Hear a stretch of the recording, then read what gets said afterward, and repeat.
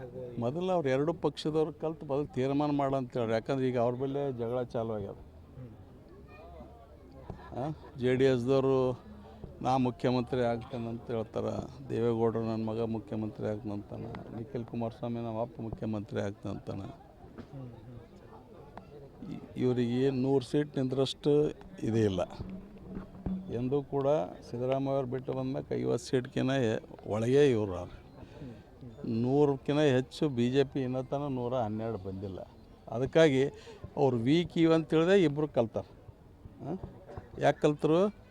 ನಾವೆಲ್ಲ ವೀಕ್ ಅಂತೆ ಅವ್ರು ಕಲ್ತಾರೆ. ಹಾಗಾಗಿ ಜನರು ತೀರ್ಮಾನ ಮಾಡ್ತಾರಲ್ಲ ಯಾರು ಮುಖ್ಯಮಂತ್ರಿ ಆಗ್ತಾರೆ. ಸಮ್ಮಿಶ್ರ ಸರ್ಕಾರ ಇರ್ತದೆ, ಕಾಂಗ್ರೆಸ್ ಸರ್ಕಾರ ಇರ್ತದೆ, ಏನು BJP ಸರ್ಕಾರ ಇರ್ತದೆ. JDS ಸರ್ಕಾರ ಇರ್ಲಿಕ್ಕೆ ಸಾಧ್ಯನೇ ಇಲ್ಲ. ಆಗಬೇಕು ಕಾಂಗ್ರೆಸ್ ಸರ್ಕಾರ, BJP ಸರ್ಕಾರ. BJP ಇಲ್ಲಿ ತನಕ ಇತಿಹಾಸದಾಗ 112 ಬಂದಿಲ್ಲ. ಯಾವಾಗಲೂ ಬಂದು ಕಾಂಗ್ರೆಸ್ಸೇ ಬಂದು ಜನರು ತೀರ್ಮಾನ ಮಾಡ್ತಾರೆ. ಇಲ್ಲ ಕೇಂದ್ರ ಸರ್ಕಾರ ಅವ್ರದ್ದೇ ಅದಲ್ಲ, ಒಂದು ಆ್ಯಕ್ಟ್ ತೊಗೊಂಡು ಬರಲಲ್ಲ. ಭಾರತ ದೇಶದಾಗ ಇವೆಲ್ಲ ಮಾಂಸ ಬೇಡ, ಸರಾಯಿ ಬೇಡ ಅಂತ ಯಾರು ಬೇಡ ಅಂತ ಯಾರು ಅಂದಾರ? ಯಾಕಂದ್ರೆ ಈಗ ನೀವೇ ನೋಡ್ಲಕ್ಕೈತೀರಿ, ನೀವೇ ತೋರಿಸ್ತೀರಿ. 10 ವರ್ಷದಿಂದ ಏನು ಹೇಳ್ಕೊಂತ ಹೊಂಟಾರ, ಈಗ ಏನಾಗ್ಲಕ್ಕೈತದ ಪರಿಸ್ಥಿತಿ. ಚುನಾವಣೆ ಸಂದರ್ಭದಾಗ ಏನು ಹೇಳಿದರು, ಈಗ ಏನಾಗ್ಲಕ್ಕೈತು. ಡಾಲರ್ ಬಗ್ಗೆ ಮಾತಾಡಿದರು, ಏನು ರೀ ರೂಪಾಯಿ ಮೌಲ್ಯ ಬೀಳಕ್ಕೈತದ ಅಂತ ಒಂದು ದೊಡ್ಡ ಭಾಷಣ ಹೊಡೆದರು. ಹೊಡೆದ್ರಿ. ಪೆಟ್ರೋಲ್ ಏರ್ಲಕ್ಕೈತದ ಒಂದು ಭಾಷಣ ಹೊಡೆದರು. ಈಗ ನಿಂಬಲ್ಲಿ ನಿನ್ನೆ ಹಾಕಿರಿ, ಈಗ ರಷ್ಯಾದವ್ರದ್ದು $68 ಇದ್ರ ಪ್ರಕಾರ ಕೊಡ್ಲಕ್ಕೈತಾರೆ. ಮತ್ತು 20% ಡಿಸ್ಕೌಂಟ್. ರೇಟ್ ಏನದ? ಮನಮೋಹನ್ ಸಿಂಗ್ ಇದ್ದಾಗ $108, ನೋ ಡಿಸ್ಕೌಂಟ್. ಅವಾಗ ಏನು ರೇಟ್ ಇತ್ತು?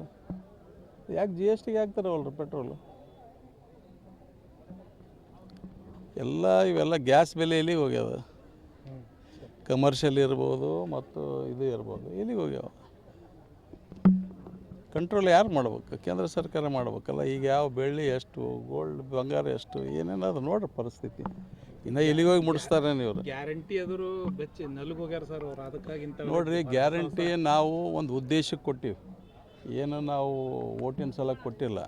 ಚುನಾವಣೆಗೆ ಹೋದಂಥ ಸಂದರ್ಭದಲ್ಲಿ ಪರಿಸ್ಥಿತಿ ನೋಡಿ ಎಲ್ಲ ರೇಟ್ಸ್ಗಳು ಏನು ಗಗನಕ್ಕೆ ಹೋಗಿದ್ವು. ಮನೆ ನಡೆಸಲಾದಂಥ ಪರಿಸ್ಥಿತಿಯಲ್ಲಿ ಇವತ್ತು ವಿದ್ಯುತ್ ಫ್ರೀ ವಿದ್ಯುತ್ ಕೊಡ್ತಕ್ಕಂಥದ್ದು ಇರ್ಬೋದು, $2,000 ನಮ್ಮ ಹೆಣ್ಮಕ್ಳಿಗೆ ಖಾತೆಗೆ ಆಗ್ತಕ್ಕಂಥದ್ದು ಇರ್ಬೋದು, ಫ್ರೀ ಬಸ್ ಇರ್ಬೋದು, ಮತ್ತು ಯುವಕರಿಗೆ ವಿದ್ಯಾನಿಧಿ ಯೋಜನೆ, ಇವೆಲ್ಲ ಕೂಡ ಒಂದು ಲೆಕ್ಕದ ಮೇಲೆ ಕೊಟ್ಟಿವಿ. ಅದರಲ್ಲಿಂದ ಅವ್ರ ಸಮಸ್ಯೆ ಬಗೆಹರ್ತಂತಿಲ್ಲ. ಅಟ್ಲೀಸ್ಟ್ ಹಸಿದವನಿಗೆ ಒಂದು ತುತ್ತು ಹೊಟ್ಟೆಯಾಗ ಹೋಯ್ತಂದ್ರೆ ಸ್ವಲ್ಪ ಅವನಿಗೆ ಶಕ್ತಿ ಬರ್ತಕ್ಕಂಥ ಕೆಲಸ.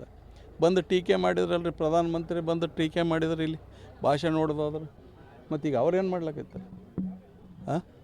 ಅವ್ರೇನು ಮಾಡ್ಲಕ್ಕೈತಾರೆ? ಅದಕ್ಕಾಗಿ ಸಿದ್ದರಾಮಯ್ಯವ್ರ ಸರ್ಕಾರ, ಕರ್ನಾಟಕ ಸರ್ಕಾರ ಭಾರತ ದೇಶಕ್ಕೆ ಮಾದರಿ.